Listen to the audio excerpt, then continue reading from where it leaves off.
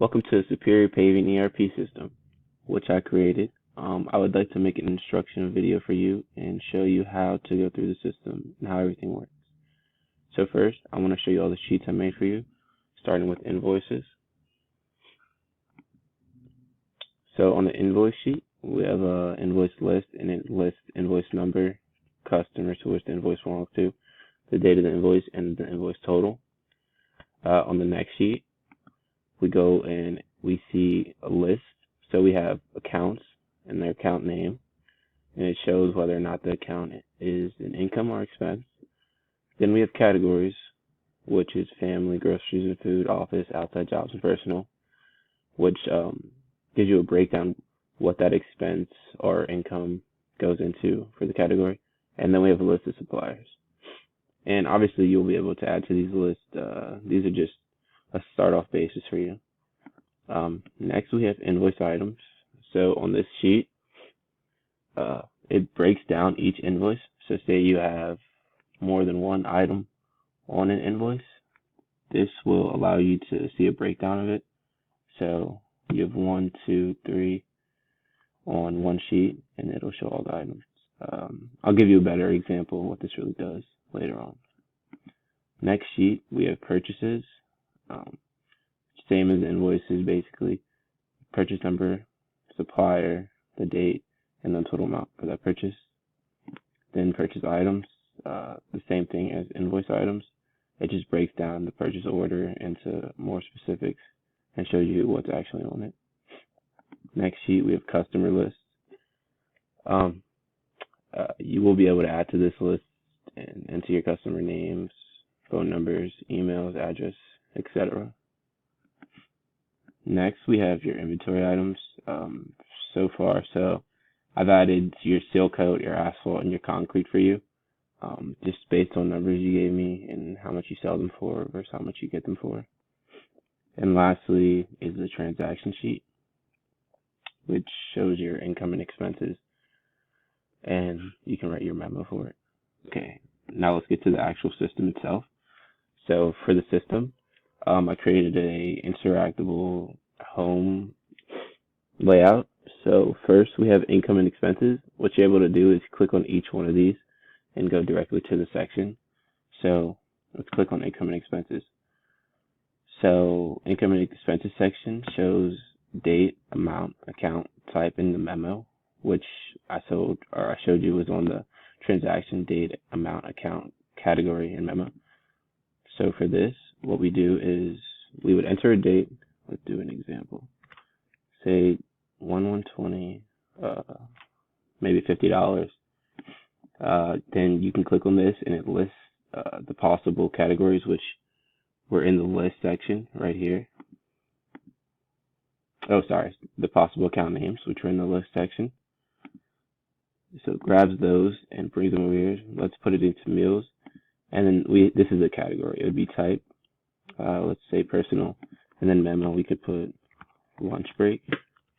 And from there, we put add transaction, and it says transaction saved. You would go to transactions, and then you would see that it's added to your transactions list, and you can keep track of it. So let's just do one more to show you that it really works. 120, no, not $20. Let's go with the supplies. Supplies type,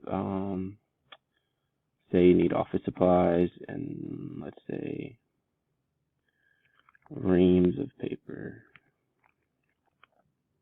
Add transaction, and then there you go. And I'm going to delete this for you just so you can have a clean basis when you start working on it, or when we start working on it together. Go back, and the next section we would look at is invoicing and sales. So right now, at the moment, there's no customer names actually in the system, but we will add it together. So what you would do is click on this, and you would select your customer. You would put the date in, and then you put your items in. Let's make up a customer right quick. Let's say John Doe. Go back to the ERP system. Click on it. John Doe's there. Date 1/1/20. And let's say John Doe wanted a seal coat job. The seal coat, once you click on the seal coat, it lists out the description, which is the units, basically the buckets, how many buckets, price per bucket, and then total. So you could change this up, say it was 10 buckets. It would change it up, and that would all auto-populate this cell right here. You go to asphalt, the units are in tons, which is the description, and you could change that up to however you want, and then say he also wanted a concrete sidewalk. So all of these would be added to the invoice for John Doe. Once you save the invoice is saved, and then you go to invoices and you see one invoice for John Doe for this amount. To see a fuller breakdown, you go to invoiced items, and it shows each item on that one invoice. So invoice item 1 has all of these on it. Okay, nice. So let's go back home, and the final section is inventory and purchasing. So inventory and purchasing, we have suppliers, which come from this list. This list right here. You can add to that.